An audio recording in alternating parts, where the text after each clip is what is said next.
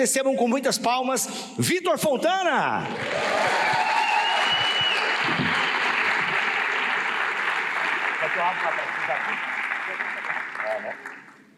Aí você bebe aqui que não pega a bactéria.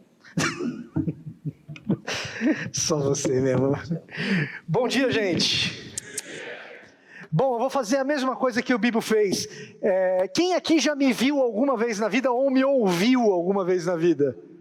Tá, um número razoável. Quem não tem a menor ideia de quem eu seja? Milhares. Meu nome é Vitor Fontana e eu tenho que dar uns recados do chefe antes de começar a falar. Quando eu falo de recados do chefe, por onde eu vou pregar eu dou esses recados. O principal recado de chefe é: você pode me encontrar num podcast chamado BTcast, bibotalk.com, mas esse vocês, a maioria já sabe. Então esse recado de chefe eu não preciso dar tanto. Outro recado de chefe que eu tenho que dar é o seguinte: meu nome é Vitor Fontana, eu sou marido da Bruna, pai da Lara e sou responsável pelos cultos noturnos da comunidade da Vila.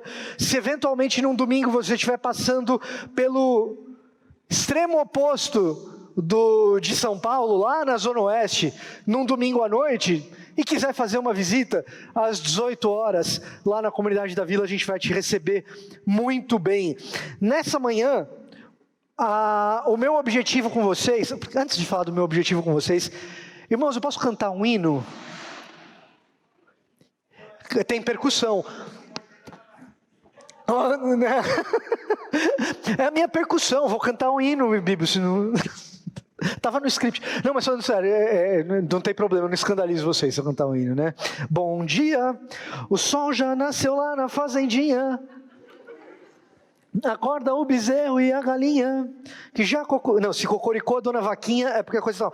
O Bíblia me colocou para falar de manhã, gente, eu não sou uma pessoa matutina, então eu tô me acordando para a gente poder aproveitar aqui. Falando sério agora, o meu desafio nessa manhã é falar para vocês sobre Paulo como missionário urbano. Missões urbanas e o que Paulo tem a ver com isso.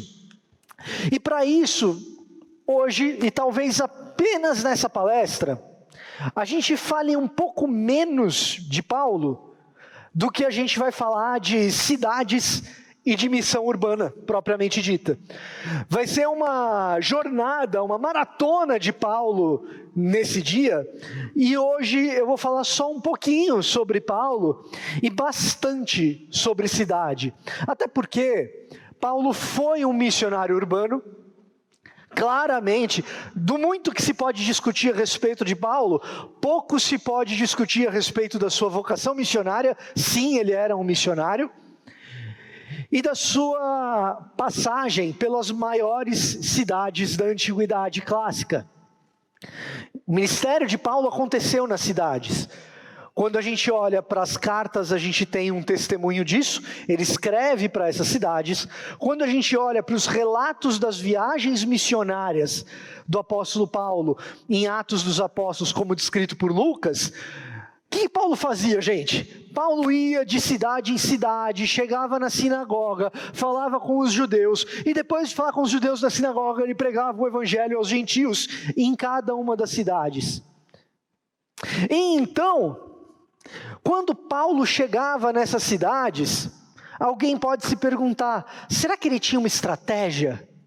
Será que ele tinha um propósito específico? Ou alguém pode dizer assim: não, simplesmente o que ele estava fazendo era se aproveitando, fazendo bom uso das grandes estradas do Império Romano para poder levar o evangelho ao máximo de lugares possíveis.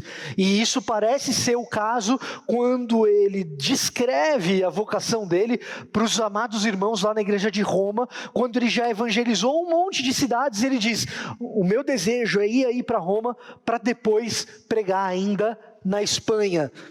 Espanha, ali no finalzinho de Romanos, não é o nosso território da nação da Espanha de hoje, mas é toda a Península Ibérica, também um pedaço da França, que se você quiser pensar na Europa mais ao ocidente, é disso que Paulo estava falando. Então, depois de pregar e de evangelizar em um monte de cidades, ele quer evangelizar e pregar em mais cidades ainda. Isso faz dele um missionário urbano que fala pouco, a respeito da sua própria vocação urbana. Talvez por ter uma estratégia de ir primeiro nas sinagogas, e as sinagogas estavam nas cidades, talvez por fazer uso das grandes estradas do Império Romano, talvez simplesmente porque ao viajar ele precisava de lugares para se instalar, e é mais fácil se instalar nas cidades, talvez pelo fato de que as cidades concentrassem o maior número de pessoas, e então ali ele poderia alcançar mais pessoas. A gente não sabe. O fato é que o que nós temos descrito do ministério de Paulo no Novo Testamento é uma descrição sobre cidades. Paulo não é um missionário rural. Um dos motivos de eu estar falando disso para você nessa manhã é um desafio feito por um teólogo paulino jovem e importante chamado Esau Macaulay. O Esau Macaulay, ele tem um livro publicado em português chamado Uma Leitura Negra, que eu recomendo. E uma vez entrevistado sobre esse livro, perguntaram para ele quais eram os principais livros sobre Paulo que ele recomendava ler. Qual o livro mais importante sobre Paulo, Esau? E o Esau disse o seguinte: olha, a gente discute muito Paulo como um apóstolo da graça, Paulo como um apóstolo da justificação pela fé.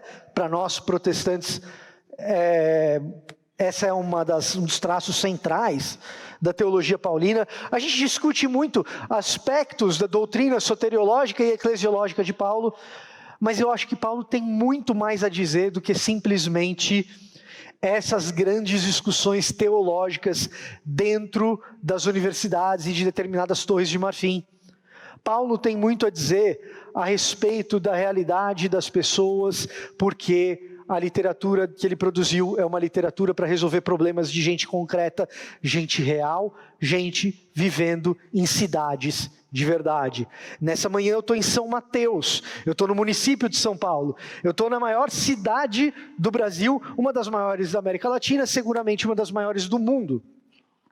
Então falar sobre cidades e pensar no que é ministério urbano a partir do apóstolo Paulo, me parece algo extremamente propício, atendendo a esse desafio do Esau Macaulay, de refrear um pouco o nosso desejo, de sempre falar a respeito dos aspectos mais teológicos e abstratos da teologia paulina e falar de algo um tanto concreto. Nesse sentido, eu queria dizer para você que, ao vir para cá, e por uma questão pessoal, doença da minha filha está doentinha, se você puder orar por ela, depois ore pela Lara. Quem me trouxe aqui foi meu pai, e nós viemos conversando. Quando a gente veio conversando, a gente foi se aproximando, a gente pegou a Marginal Tietê. Depois de pegar a Marginal Tietê, a gente veio se aproximando da Zona Leste, e entrando na Zona Leste até chegar em Eu Amo São Mateus. E a partir de então, a paisagem, tanto para mim quanto para ele, se tornou uma paisagem familiar. A minha infância e a maior parte da vida do meu pai foi no ABC. E esse pedacinho aqui da Zona Leste, ele lembra bastante geograficamente, topograficamente, o tipo de avenida, o jeito que os comércios eles estão colocados, ele lembra muito o tipo de vegetação, lembra muito São Bernardo, um pouco Santo André. Bom, tá meio que aqui do lado, né, gente? Essa familiaridade urbana é uma das coisas que eu queria tratar com você hoje. Porque quando a gente fala de missões urbanas, uma das coisas centrais que nós temos que entender, tanto a respeito de Paulo, quanto a respeito do nosso jeito de encarar a cidade, é perceber que existem coisas na cidade que não são ameaçadoras, mas que são familiares, e que podem nos fazer amar a cidade, que podem nos fazer apaixonados por ela, ou com saudade de um lugar que a gente nem nunca visitou. Eu já vim para São Mateus antes, mas não é uma visita frequente que eu faça. Entretanto, mesmo que eu não seja um frequentador de São Mateus, quando eu venho para cá, eu fico com um pouquinho de saudades, mesmo nunca tendo visitado, porque me lembra, me dá uma certa familiaridade, lá com o meu passado, em Santo André, na Rua Mário Barreto, um pedaço de Santo André, na cidade de São Jorge, um outro pedacinho de Santo André ali na divisa com Mauá. É uma familiaridade que faz com que eu me sinta bem e sinta uma espécie de saudade de um lugar no qual eu nunca estive. Esse sentimento de saudade num lugar no qual a gente nunca esteve, essa sensação que é um pouco estranha, porque você está visitando um lugar que não é o lugar onde você sempre esteve, mas se parece. Isso é uma das coisas que parece estar o tempo todo frequentando a cabeça do apóstolo Paulo. E isso muda muito o jeito que a gente pensa missão urbana e a maneira que a igreja faz missão na cidade, no contexto brasileiro. Deixa eu falar um pouquinho de missão urbana para você, para esclarecer alguns conceitos, para a gente entender do que a gente está falando.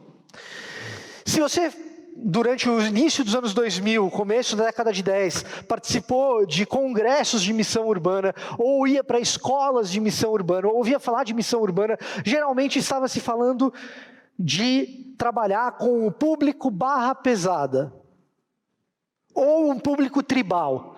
Missão urbana é o cara que vai falar para transexual, travesti. Ou o missionário urbano é o cara que vai falar na Cracolândia.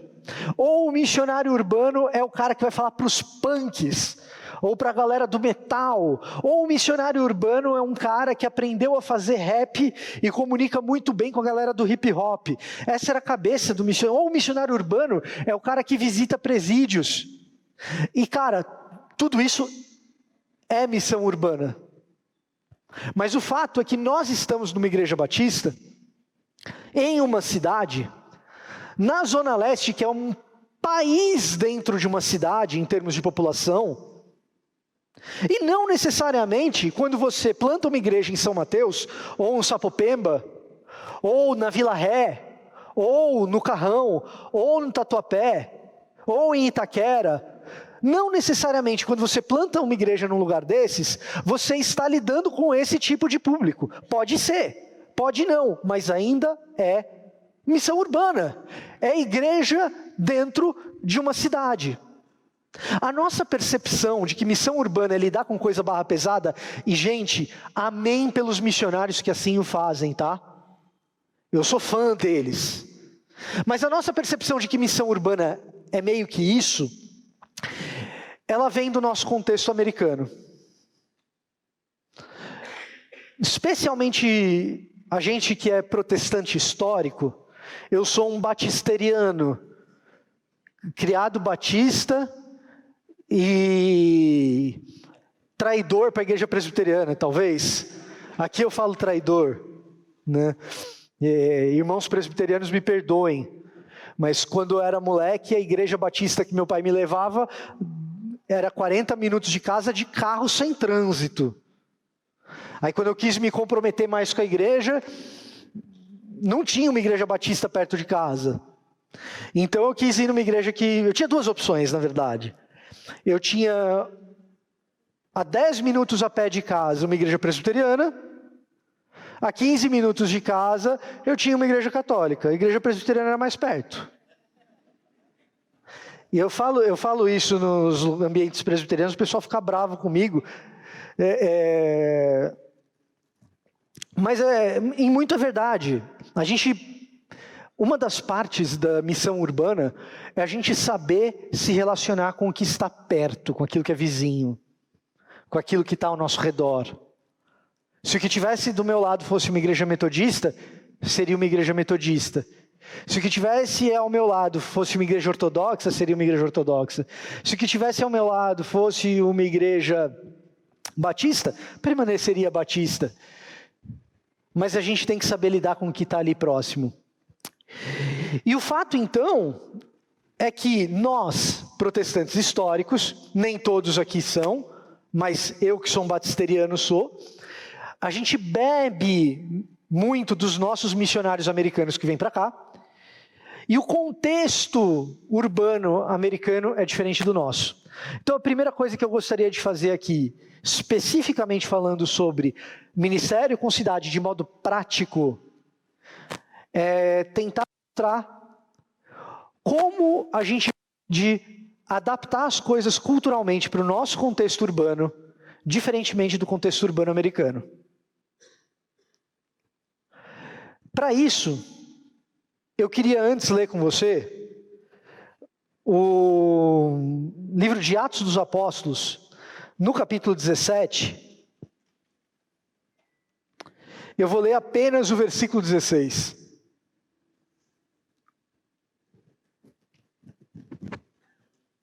Apenas o versículo 16. Enquanto Paulo esperava por eles, quem são eles? Silas e Timóteo, tá, gente? Companheiros de ministério de Paulo, visitando cidades, indo de cidade em cidade.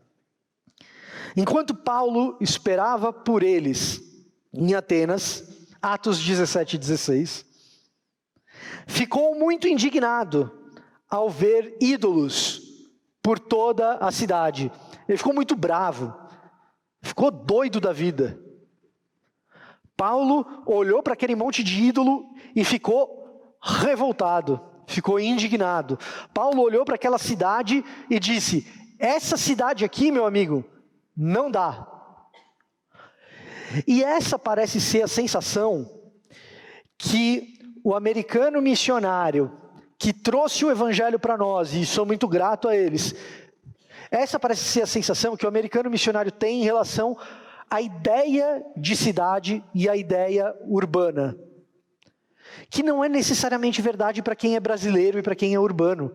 A gente lê os livros de americanos sobre missão urbana e parece que sempre tem um medo da cidade, parece que sempre tem um certo receio, um ódio, uma coisa ruim. E parece que cidade é sempre um lugar a ser resgatado dessas coisas que a gente falou de missionário urbano. É sempre missão barra pesada. E eu quero te desafiar a pensar que é mesmo, mas de um outro jeito. Deixa eu te contar uma coisa. Quando você olha para os Estados Unidos, e eu vou tentar fazer isso bem rápido, e você pensa no jazz, no rhythm and blues, no rap, na música negra americana, a música negra americana é puramente urbana. Pô, pensa no rap. O cara tá ali na cidade. Só que o negro americano, ele foi levado para os Estados Unidos da mesma maneira que o negro brasileiro veio para o Brasil, para trabalhar na lavoura. E você se pergunta, uai, por que existem tantos pretos nas cidades? Eles não deveriam estar no interior? Bom, o que acontece é o seguinte: no contexto da Primeira Guerra e da Segunda Guerra, os brancos americanos saíram das fábricas para lutar a guerra. E para manter as fábricas girando, passaram a existir evangelistas, entre aspas, do norte dos Estados Unidos, vindo até o sul, as lavouras, para chamar esses pretos para trabalharem nas fábricas. As fábricas, então, em Chicago, em Indianápolis, em Detroit, no norte dos Estados Unidos, essas fábricas ficavam na região central das cidades. E então vinha um cara de lá do norte para o sul, chegava numa igreja de pretos, e virava para essa igreja e falava: olha, eu sei que aqui no sul vocês sofreram porque vocês foram escravos, eu sei que aqui no sul vocês ainda sofrem por causa da segregação, eu sei que vocês sofrem porque o salário aqui é muito baixo, mas a gente está precisando de mão de obra lá no norte. Lá vocês vão receber o salário de funcionário de fábrica, classe média americana, o que eles chamam de colarinho azul. Colarinho branco trabalha no escritório, colarinho azul trabalha na fábrica. vocês vão receber salário de fábrica. E lá, não tem o preconceito que tem aqui embaixo. E beleza, então você vê um êxodo, principalmente de pastores convencendo suas comunidades inteiras para se mudarem para o norte dos Estados Unidos, para os centros das cidades, ou regiões próximas ao centro, onde eles poderiam pegar transporte público e chegar até as fábricas. Esse é o processo de formação de cidade nos Estados Unidos. As grandes metrópoles americanas, elas cresceram populacionalmente dessa forma. Quando essa população preta vai até o norte dos Estados Unidos e começa a povoar Chicago, Detroit, Indianápolis, para trabalhar nas fábricas, eles chegam lá e descobrem o quê? Que a lei de segregação continuava ali. Que existia um lugar da cidade circunscrito para eles morarem, que eles não poderiam morar em outros. E eles começam a se aglomerar num espaço muito pequeno. E acontece a verticalização das cidades americanas. Então, na cidade americana, geralmente, você vê prédio residencial nos lugares de classe média baixa.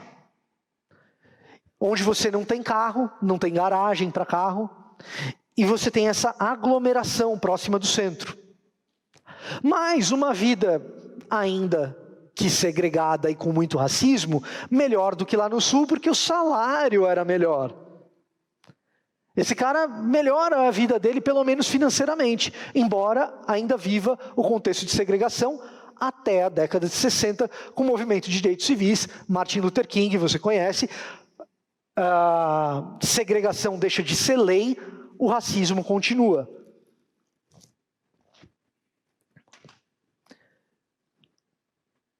Bum! Só tem um problema. Junto com o movimento de direitos civis na década de 60 e 70, acontece também um processo de êxodo das fábricas das regiões centrais das cidades. Então, quando você vai para Chicago hoje em dia, se você for para Detroit hoje em dia, se você for para Indianápolis hoje em dia, você não vai encontrar essas fábricas mais na cidade. Você vai ver essas fábricas na periferia, no sentido geográfico da coisa. Não periferia no sentido da barra pesada, periferia no sentido de que está mais distante do centro. As fábricas saíram, tá? Quero que você perceba uma conta geográfica aqui que é fácil de fazer. O preto só podia morar num bairro. Ele estava super condensado naquele bairro super povoado, em prédios que não tinham garagens. Ele não tinha carro, ele ia de transporte público até o centro, e isso demorava de 20 minutos a 40 minutos por dia, a ida e depois a volta.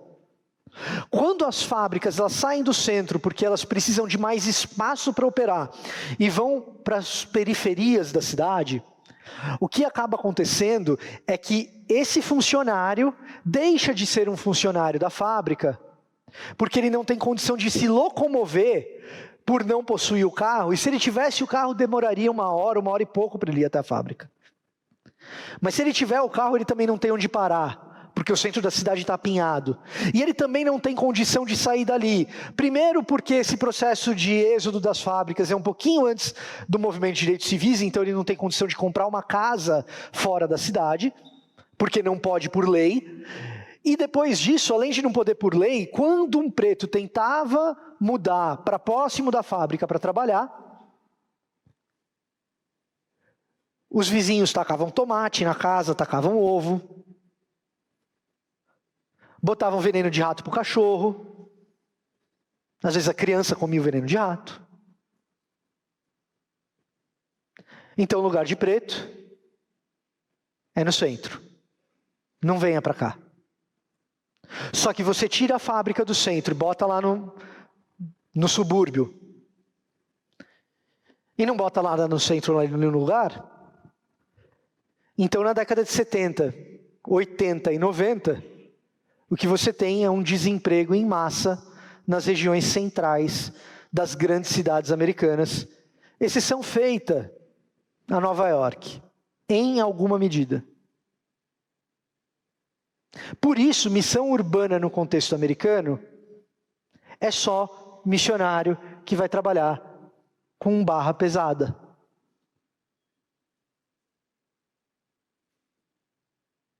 E perceba que existe um contexto aí de racismo no meio. Tem igreja de preto e igreja de branco. Não é o nosso contexto.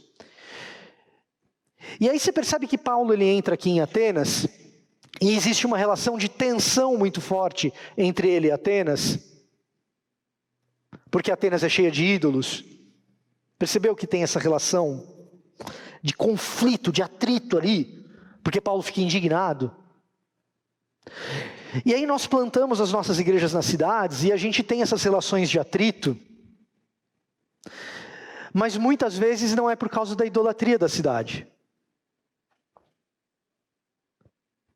É porque fora do contexto urbano, os nossos missionários, a quem eu sou muito grato, eu tenho que insistir, os nossos missionários americanos que trouxeram as igrejas aqui para o Brasil, fora ali do contexto urbano, eles desenvolveram um jeito de se fazer igreja, que a gente gosta também de fazer, e a gente quer fazer parecido. E são as igrejas de subúrbio.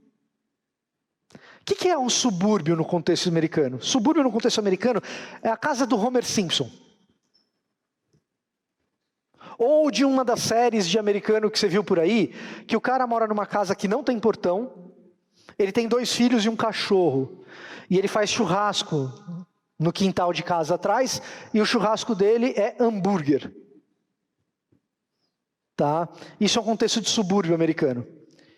Quando você olha para uma igreja gigante nos Estados Unidos, dessas que a gente como evangélico gosta, essas igrejas estão no subúrbio americano. Se você olhar para Saddleback Church do Rick Warren, é uma igreja que está no subúrbio. Se você olhar para Willow Creek do Bill Hybels, é uma igreja que está no subúrbio. Se você olhar para North Point Community Church do Andy Stanley, que tem outros caras que gostam, é uma igreja que está no subúrbio. E toda mega igreja que você pensar, dessas gigantescas, que tem um ministério de louvor, que não caberia aqui nesse espaço enorme que vocês têm privilegiado aqui. Já é privilegiado aqui, eles têm aquela bandona tal, que até aqui, talvez aqui caiba. Na maioria das igrejas que eu falo, não caberia. A gente está falando de igrejas de subúrbio.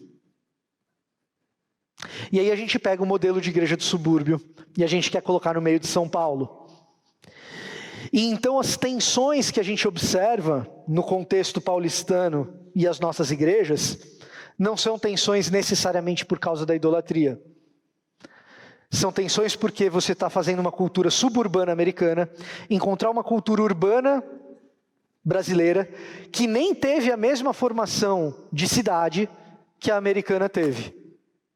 Quer ver um exemplo disso, para não ficar tão abstrato? Estacionamento. Aqui a gente tem um. Mas estacionamento em cidade grande, cara, é complicado. Mas a igreja americana lá, ela é feita para você chegar com a sua família no seu carro. E ter um ministério de crianças, que vai pegar a sua criança e levar para um ambiente diferente. E você vai assistir o seu culto normalmente, porque você é um excelente consumidor de culto. E desculpa aqui ser um pouquinho mais crítico com a coisa. Sim, eu estou sendo crítico mesmo. É impossível você fazer isso em São Paulo, gente. Em alguns lugares de São Paulo ainda tem espaço físico para isso. Na maioria não é. E aí quando você faz esse modelo para essa igreja, com essas famílias que chegam de carro, pode ser um Celta, pode ser um Celta antigo, pode ser um Corolla, pode ser o carro que for, mas a família chega de carro, marido, mulher, 2 crianças, as tensões muitas vezes que essa igreja vai encontrar com a cidade, não são tensões porque a cidade é idólatra. São tensões porque quando você está trabalhando na cidade, e vocês que são de São Paulo e trabalham em escritório em São Paulo, sabem que o que eu vou falar é verdade. São tensões porque a igreja não consegue lidar com o fato de que a pessoa que está vindo para a igreja está no 3º casamento. Ela se planejou para uma família com 2 filhos de um casamento só. Ou que o casal está vindo na igreja e está tudo bem. E quando você vai fazer a recepção de membros desse casal, você pergunta para eles, tá, e vocês são casados há quanto tempo? Ah, a gente mora junto já faz 3 anos. Não, mas vocês são casados há quanto tempo? Não, a gente... Então, as nossas tensões não são necessariamente com idolatria. É com o fato de que a gente não se preparou missionalmente para estar num contexto urbano. A gente vive como se fosse igreja de subúrbio. E aí, às vezes, a nossa pregação é para a restauração da sua família. O cara é solteiro com 36 anos de idade.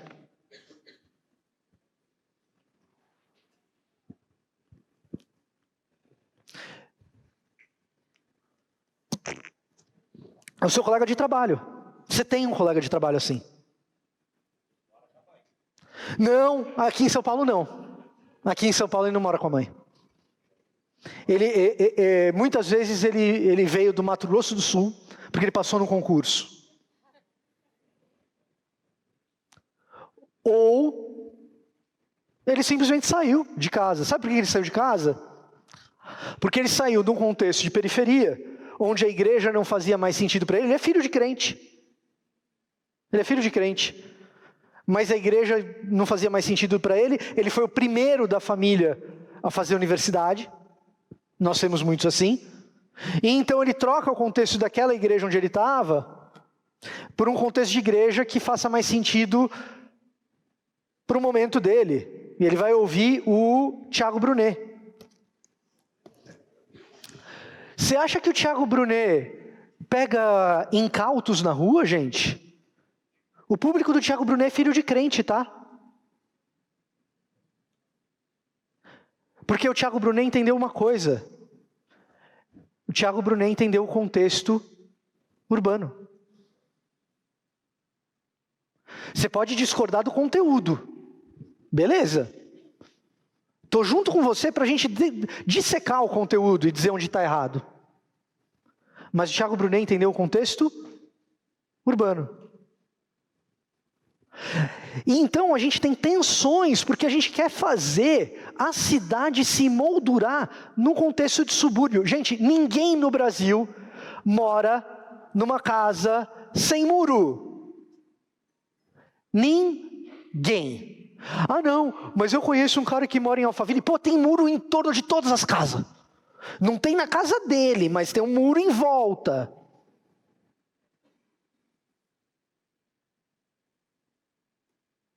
Então, no nosso contexto urbano, a gente precisa começar a se incomodar e se indignar com idolatria. E não com as pessoas que são pecadoras como nós, mas para quem nós levamos o evangelho que liberta do pecado. E a gente precisa começar a pensar a igreja diante das realidades urbanas, como elas se apresentam a nós. Seja no contexto de São Mateus, que é uma cidade, seja no contexto, cara, de Santana, que nem está tão longe assim da gente aqui, mas é outro mundo, Santana e São Mateus, é diferente. A Moca, que ainda está na Zona Leste, é outro, diferente de São Mateus e diferente de Santana. Até o sotaque muda.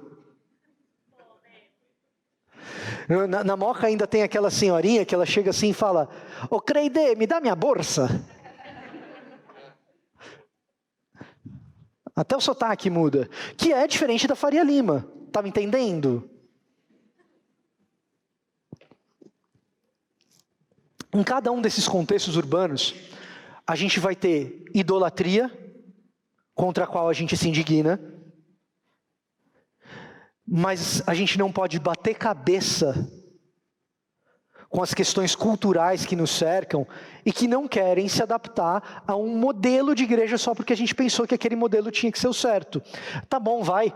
Deixa eu trazer isso para o meu contexto porque fica mais fácil eu criticar a mim mesmo. Igreja Presbiteriana do Brasil. Na Igreja Presbiteriana do Brasil a gente tem um negócio chamado SAF. Sociedade Auxiliadora Feminina. É o Ministério de Mulheres. E eu sei que para alguns só o nome já causou calafrio. Sociedade Auxiliadora Feminina.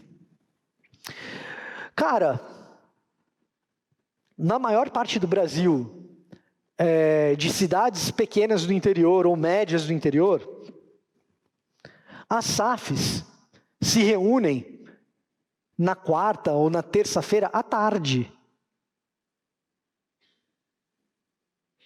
Mulheres paulistanas, deixa eu dizer um negócio. Eu vou repetir o que eu acabei de dizer.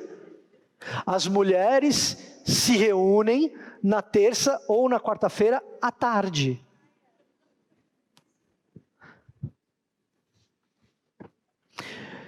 Eu estava, isso deve fazer uns 15 anos, conversando com um pastor, líder do ministério, e ele estava indignado porque as pessoas chegavam atrasadas na reunião do pequeno grupo. Ah, mas que horas começa o seu pequeno grupo, pastor? 7:30. Onde em São Paulo o senhor está, pastor? Onde as suas ovelhas trabalham? E qual o meio de transporte que elas usam para chegar do trabalho? Será que a sua igreja deveria ter pequenos grupos? Não, mas... E olha como a coisa é, gente. E eu prometo que eu estou me aproximando do final, mas perceba que eu estou falando de coisas práticas de ministério urbano, e eu vou chegar em Paulo aqui no final para falar um pouquinho só de teologia.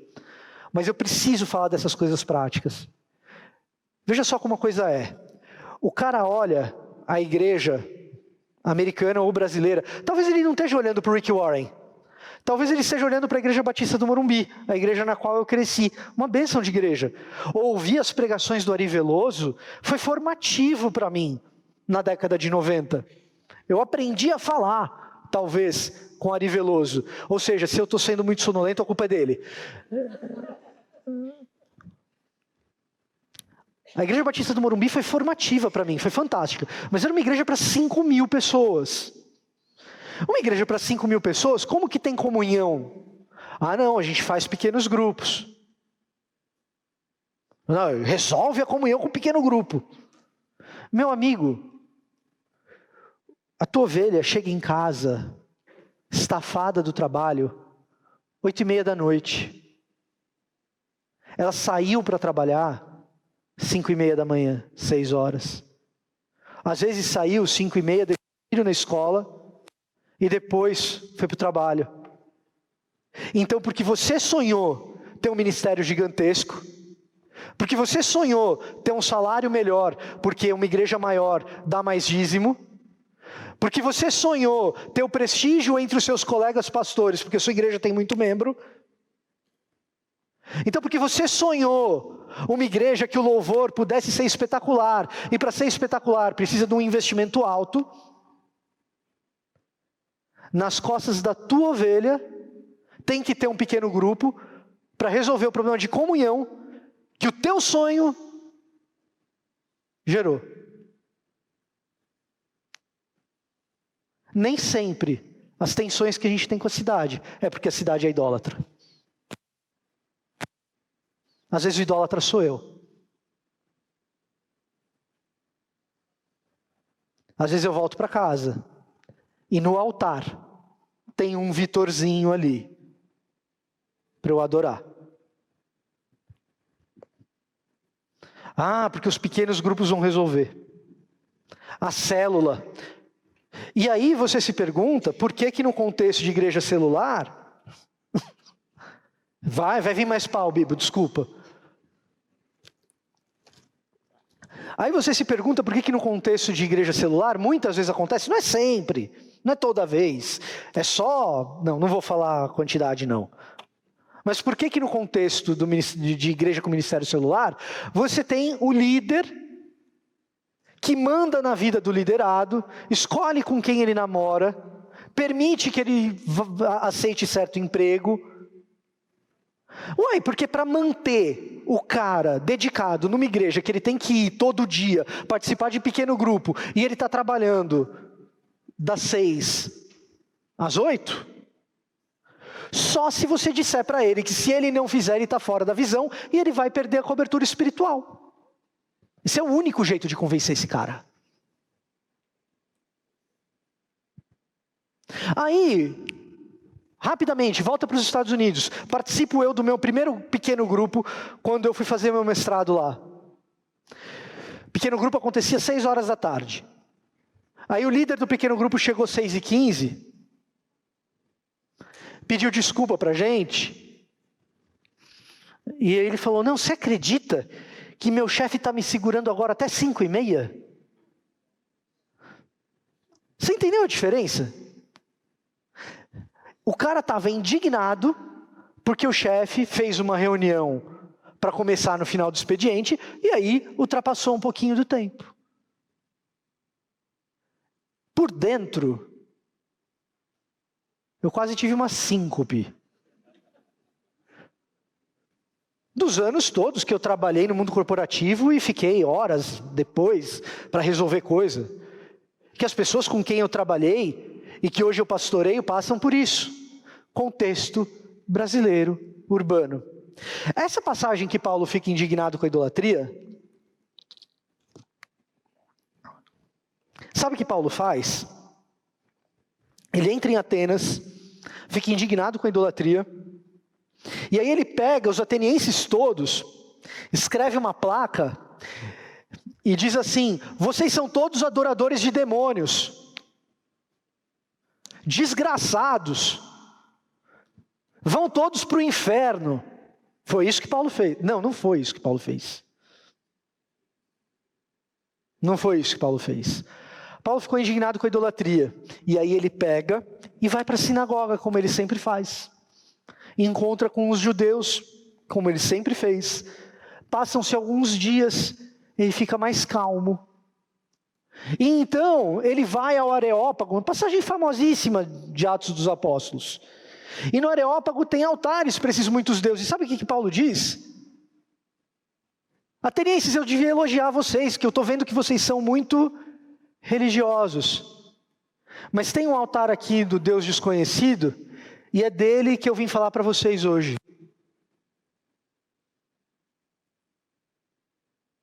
Porque ainda que haja tensões da nossa missão com a cidade, e algumas dessas tensões sejam com a idolatria, a maneira como a gente lida com a idolatria da cidade é diferente da maneira com a qual a gente lida com a idolatria do nosso povo. Tem um irmão da igreja, ele é idólatra, tem que ir lá corrigir, na hora. A idolatria da cidade, Paulo respira fundo, perde a raiva, porque missão não se faz com raiva. Tira a coisa do sistema límbico, volta para o córtex pré-frontal, raciocina, vai falar de filosofia com os gregos lá, que é o que ele faz aqui. E ao falar de filosofia com os gregos, ele ainda chega e fala assim, olha, eu estou vendo que vocês são muito religiosos. A indignação de Paulo, no versículo 16, alguns dias depois e uns poucos versículos depois, se torna o ponto de familiaridade. Da mesma maneira como eu passei por aqui, e de repente eu lembrei de São Bernardo um pouquinho, e da mesma maneira como talvez você se lembre de outra cidade da sua infância, e você encontra pontos de familiaridade, no lugar de tensões, você diz, com esses pontos dá para trabalhar, e a gente vai fazer missão urbana. Então, eu tenho que pensar nessa moça divorciada que não consegue se encaixar em nenhum lugar da igreja, porque todo o ambiente da igreja todo o ambiente da igreja é pensado para casal. E essa mulher é divorciada. E as outras mulheres da igreja olham para ela com umas estranheza e tal. Não, eu vou fazer ministério de um outro jeito. Com uma criação de ambiente. E onde está o ponto de familiaridade? Eu nunca tive ninguém, uma mulher divorciada da minha família. Tá, você já teve viúva, não teve? É a mesma coisa.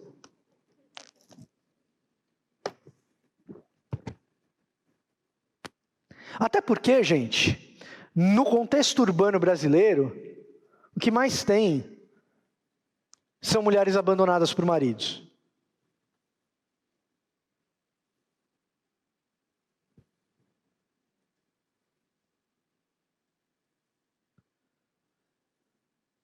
E então a gente acha o ponto de familiaridade, ama a cidade, traz à memória aquilo que um dia foi para você motivo de nostalgia. E, eu não conheci. Essa mulher divorciada é a sua avó quando foi viúva. É a sua vovozinha. Você gostava da sua avó? Eu gostava da minha. Acabou. Resolveu tua questão. Olha só, não era tão difícil.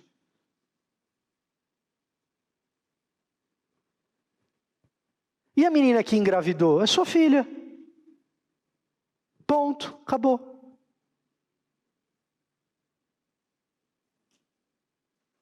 Se toda menina da igreja que engravida fosse tratada pelos homens da igreja como suas filhas,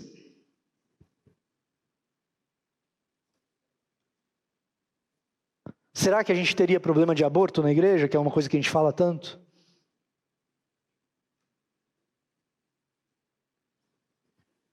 Não, traz ela aqui na frente, disciplina, na frente da igreja. Problema de idolatria não, gente, problema de cultura, tá?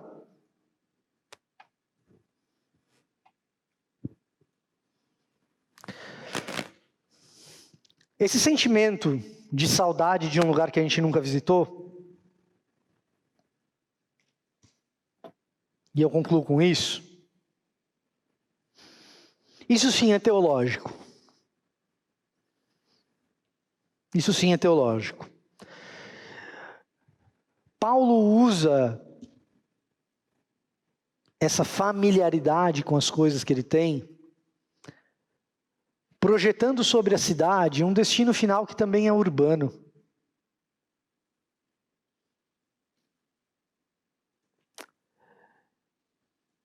Quando você vê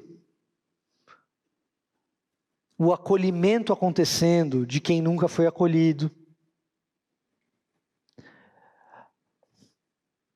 a vecchia senhora que fala, Neide, cadê minha bolsa? Sendo abraçada quando a família já não está mais abraçando. A menina que engravidou. O rapaz que veio aqui para São Paulo tentar a vida, deixou a família no Mato Grosso do Sul, sendo acolhido.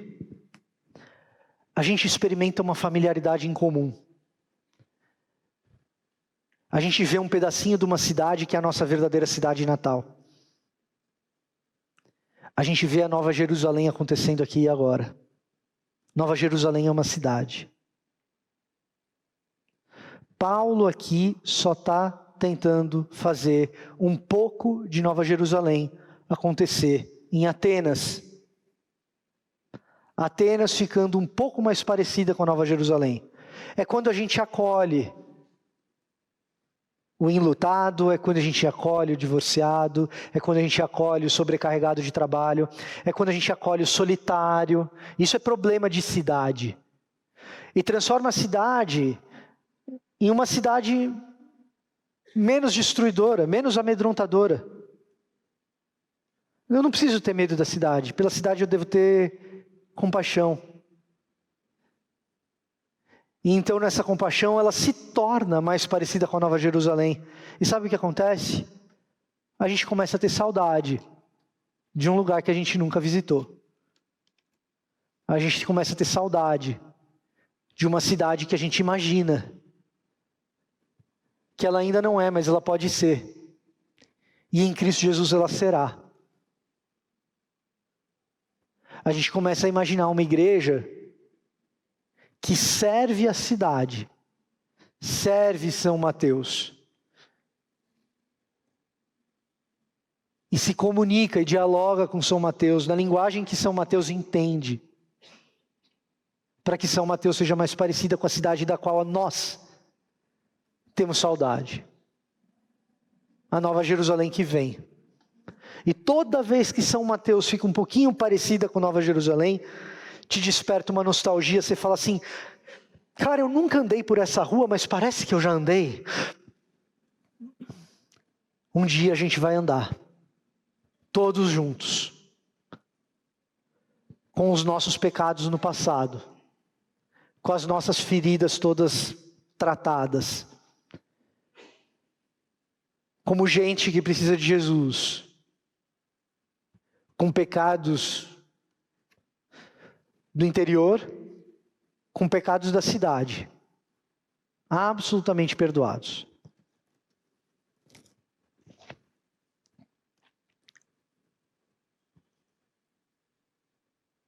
Pode se indignar com a idolatria. Verifique se o que você está se indignando é idolatria mesmo ou é só cultura. E ao fazer isso, busque pontos de familiaridade para que a idolatria não seja a palavra final, mas o ponto de inflexão na vida do idólatra. E ali ele encontre um novo pedacinho de nova criatura, habitante de Nova Jerusalém. Deus abençoe.